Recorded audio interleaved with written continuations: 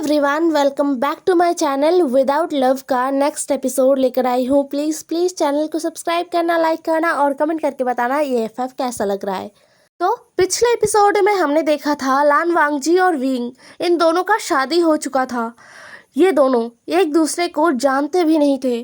पहली बार wedding night में वांगजी wing को देख रहा था। अब हम आगे देखते हैं।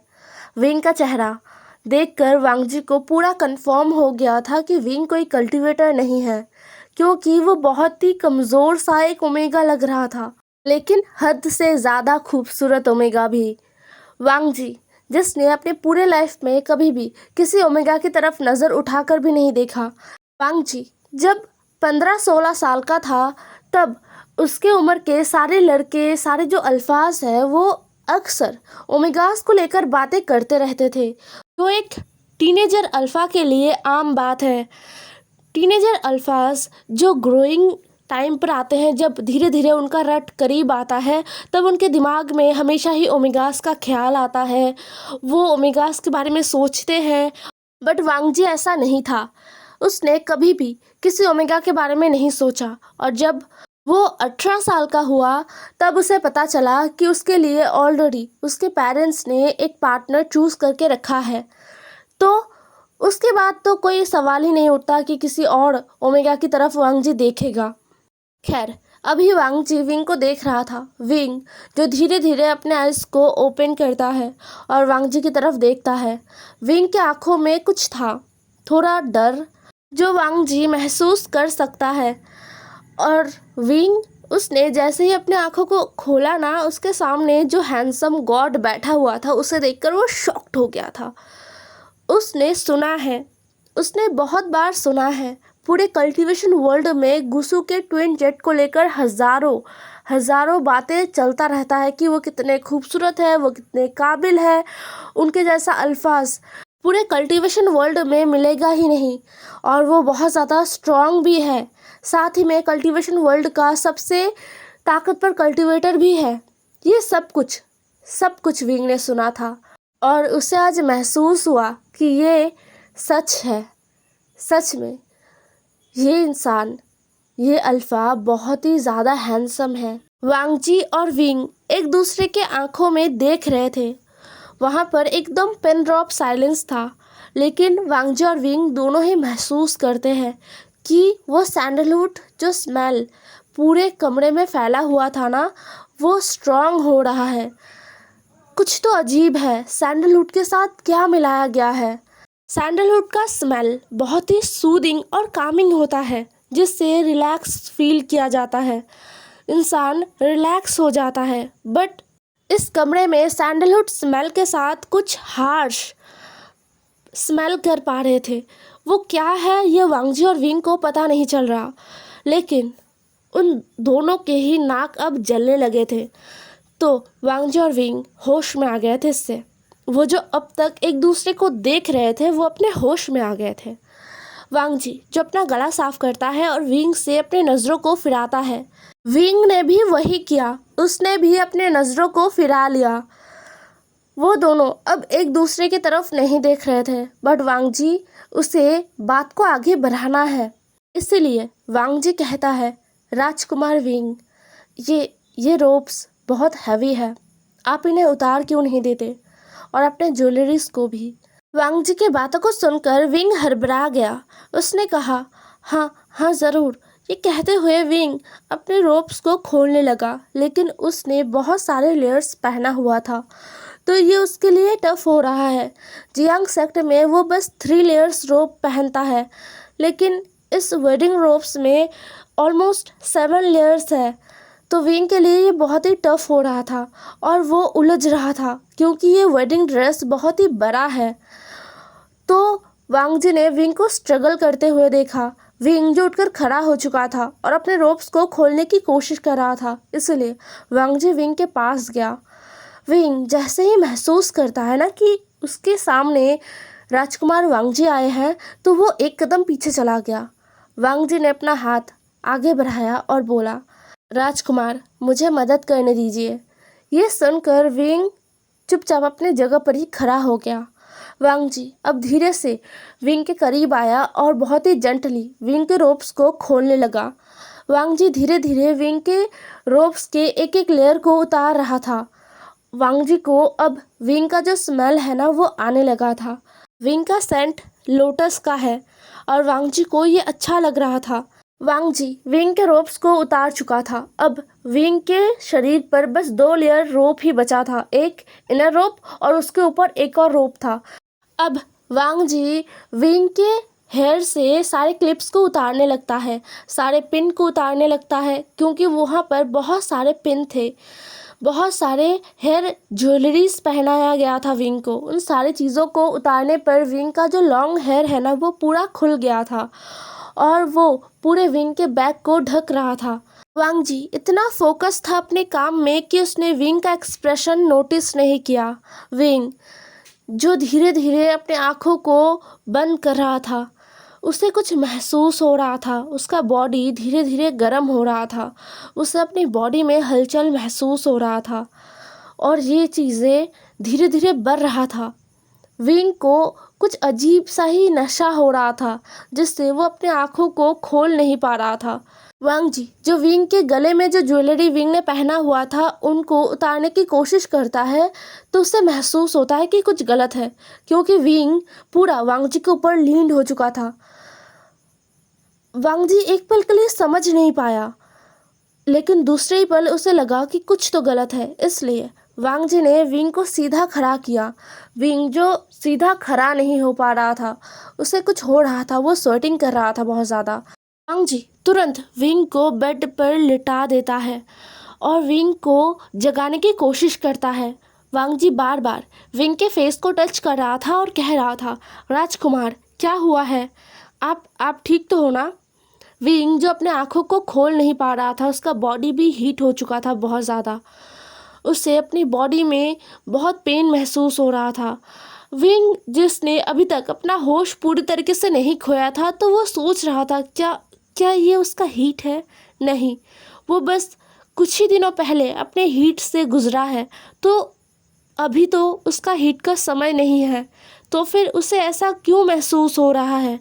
वांग जी तुरंत विंग के लिए पानी लेने के लिए चला गया था। पानी लेकर आते वक्त वांग जी का सर घूम रहा था। वांग जी को ये महसूस तो हो रहा था, लेकिन वो तुरंत इन सारी चीज़ों को इग्नोर करते हुए विंग के पास पहुंचा और विंग को थोड़ा सा उठाकर पानी पिलाने लगा। विंग जिसका गला भी बहुत बुरी तरीके से सूख रहा था, इसलिए उसने पानी को पूरा पी लिया। विंग को पानी पिलाते हुए वांग जी जो खुद डगमगा रहा था, उसे महसूस हुआ कि कुछ गलत है, ये क्या हो रहा है। वांग जी भी अपने बॉडी में हीट महसूस कर पा रहा था।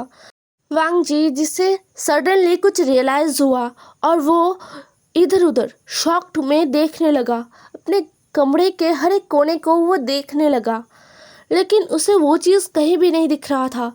वांग जी ने विंग को अब जेंटली बेड पर लिटा दिया और वो उठकर खड़ा हो गया। वो कमरे के इधर उधर जा रहा था और किसी चीज़ को ढूंढ रहा था, लेकिन पूरे कमरे में वो चीज़ उसे मिला ही नहीं। वो ढूंढ रहा था उस सैंडलवुड स्मेल को, लेकिन यहाँ पर कहीं भी कुछ ऐसा नहीं रखा हुआ है जिससे सैंडलवुड स्मेल आ रहा हो। वांग जी को बहुत ज़्यादा गर्मी लग रहा था, तो वो तुरंत अपने हैवी वेडिंग रोप्स को उतारने लगा।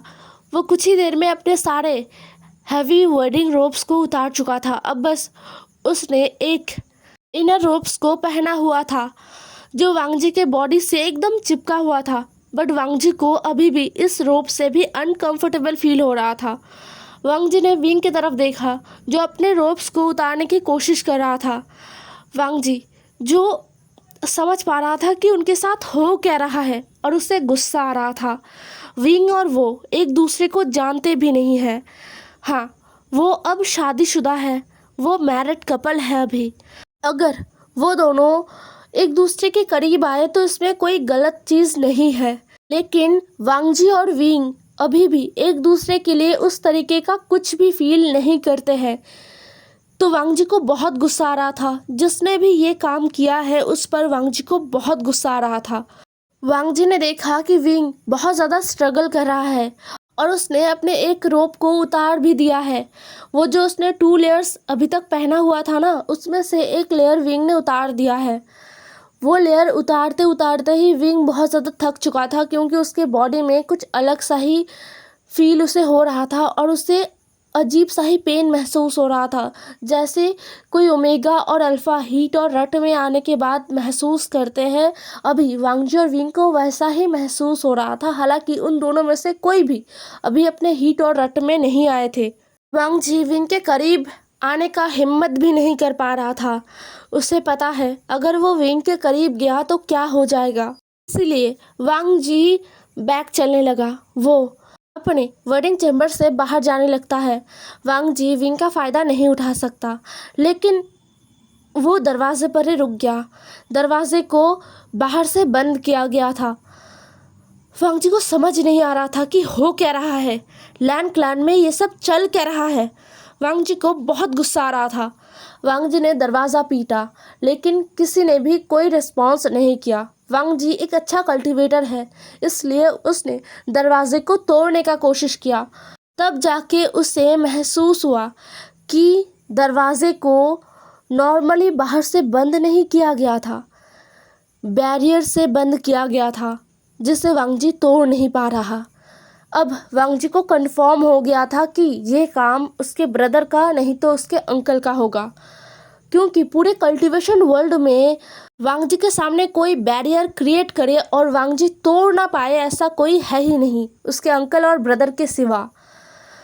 तो वांगजी अभी बहुत ही कंफ्यूज था। उसे अब जो गुस्सा आ रहा था ना थोड़ी देर पहले, अब वो सारा गुस्सा कंफ्यूजन में बदल गया था। उसके ब्रदर और अंकल ऐसा क्यों कर रहे हैं। वांगजी जिसका हालत बदतर हो रहा था, वांगजी अपने बॉडी को रिएक्ट करते हुए देख रहा था बहुत ही बुरे तरीके से। तभी वांगजी के कानों में विंग का आवाज़ गया, जो धीरे धीरे से मौन कर रहा था। उसे पेन हो रहा था, इसलिए उसके मुंह से आवाज़ें निकल रहा था, जो वांगजी को ट्रिगर करने के लिए बहुत ज़्यादा था। इस पॉइंट पर वांगजी इतना ज़्यादा अपने ऊपर से कंट्रोल खो चुका था कि विंग के थोड़े से आवाज़ से ही वांगजी का पूरा ध्यान विंग के ऊपर चला गया था और वांगजी खुद को रोक भी नहीं पाया। वो सीधा विंग के पास पहुंचा तो वांगजी ने देखा कि विंग खुद को टच कर रहा था। हाँ, उसने अपने लोअर रोप्स को उतारा नहीं था, उसके ऊपर से ही वो खुद को टच कर रहा था। विंग का आइस जो आधा बंद था और आधा खुला हुआ था, उसका माउथ भी ओपन था, जिससे वो गहरी गहरी सांसें ले रहा था। और विंग का अपर इनर रोप्स वो सामने से खुला हुआ था, जिससे विंग का वाइट मिल्की चेस्ट एकदम वांगजी के सामने था। वांगजी अब धीरे से बेड पर बैठता है और अपना हाथ विंग के चेस्ट पर रखता है। वांगजी का हाथ जो कांप रहा था बहुत बुरी तरीके से, वो विंग के गर्म और बहुत ही सॉफ्ट स्किन को फील कर पा रहा था। विंग जो वांगजी के बस टच से ही मौन कर उठा था और उसका आइस वांगजी के ऊपर चला गया था। विंग धीरे से अपना हाथ वांगजी की तरफ बढ़ाता है। वांगजी उसे पता भी नहीं चला कि कब उसने अपना फेस झुका लिया था, जिससे विंग वांगजी के फेस को टच कर पा रहा था। विंग ने धीरे से वांगजी का फेस सहलाते हुए कहा, राजकुमार। विंग ने बस इतना ही कहा था और वो कुछ कह नहीं पाया। वांगजी विंग के ऊपर झपट पड़ा। वांगजी जो विंग के लिप्स पर अपना पूरा कब्जा जमा चुका था, वो विंग को बहुत बुरी तरीके से किस कर रहा था, विंग के लिप्स को सक कर रहा था और विंग वांगजी के माउथ के अंदर ही मौन कर रहा था। वांगजी के दोनों हाथ विंग के बॉडी पार्ट्स को टच कर रहे थे, अलग अलग जगह को विंग के पूरे बॉडी में घूम रहा था। वांगजी विंग के पूरे बॉडी को महसूस कर रहा था कि ये कितना सॉफ्ट है, फ्रेजाइल है, कहीं वांगजी विंग को हर्ट ना कर दे। वांगजी के दिमाग में तो ये था कि विंग उसका हस्बैंड है, विंग उसका ओमेगा है, तो वांगजी जो कर रहा है ये कोई गलत चीज़ नहीं है। बट वांगजी का दिल कह रहा है कि ये गलत है, क्योंकि विंग अपने होश में नहीं है। इस वक्त जब विंग अपने होश में नहीं है, विंग के साथ कुछ भी करना गलत है। बट वांगजी क्या करे, वो खुद पर कंट्रोल नहीं कर पा रहा है और वो इस वेडिंग चैम्बर से बाहर भी नहीं निकल पा रहा है। तो वो क्या करे। अपने दिल और दिमाग के बीच जो लड़ाई चल रहा है, वांग जी उसे इग्नोर करता है और वो विंग पर फोकस करता है। विंग का पूरा बॉडी जो पूरी तरीके से रिएक्ट कर रहा था वांग जी के एक एक टच से, इसीलिए वांग जी और भी ज़्यादा डेस्परेट हो रहा था। वो विंग के नेक पर आता है और विंग के नेक को किस करता है, सक करता है। विंग के सेंट ग्लैंड को भी सक करता है। ऐसे ही वांग जी विंग के पूरे बॉडी पर धीरे धीरे अपना किस, अपने लव बाइट्स छोड़ने लगता है। विंग जो पूरा टाइम बस मौन किए जा रहा था, वो अपना होश पूरी तरीके से खो चुका था। उसे नहीं पता कि क्या हो रहा है उसके साथ, बस उसे ये सब कुछ अच्छा लग रहा है, हद से ज़्यादा अच्छा लग रहा है और उसे अपने पेन से भी रिलीफ मिल रहा है। तो अभी विंग अपने इन एहसासों में ही खोया हुआ था। वांग जी और विंग को पता ही नहीं चला कि कब उन दोनों ने एक दूसरे के बचे कुचे क्लोथ को भी उतार दिया है। अब वांग जी और विंग एक दूसरे के सामने बिना क्लोथ के थे। वांग जी विंग को अब प्रिपेयर करने लगता है अपने फिंगर से। विंग जिसे बहुत पेन हो रहा था और वांग जी को रियलाइज़ हो रहा था कि विंग कितना इनोसेंट है।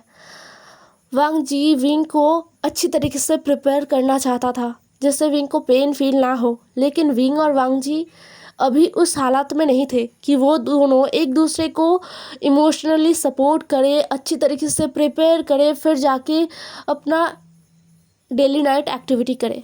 वो दोनों अभी एक अलग ही जुनून में, एक अलग ही नशे में थे। इसलिए वांग जी का जो ये थॉट था ना कि वो विंग को प्रिपेयर करेगा और फिर जाके विंग के साथ वो सब करेगा, वो कुछ ही देर में एकदम ख़त्म हो चुका था। वांग जी बहुत ज़्यादा इम्पेशेंट हो गया और वो विंग के साथ तुरंत अपना डेली नाइट एक्टिविटी शुरू कर देता है।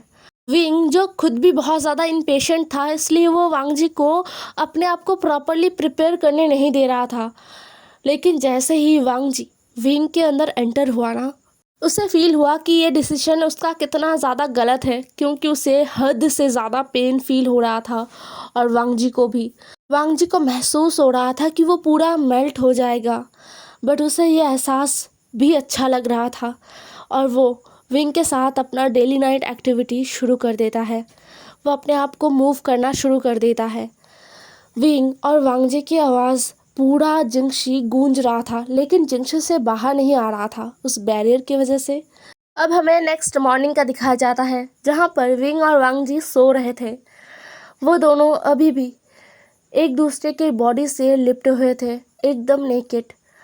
विंग जो वांग जी के चेस्ट पर अपना सर रख के आराम से सो रहा था और वांग जी जो विंग के सर को अपने हाथों से सहला रहा था और ऊपर छत को देख रहा था। वो अपने डीप थॉट में खोया हुआ था। उसे नहीं पता कि वो कैसे विंग को फेस करे।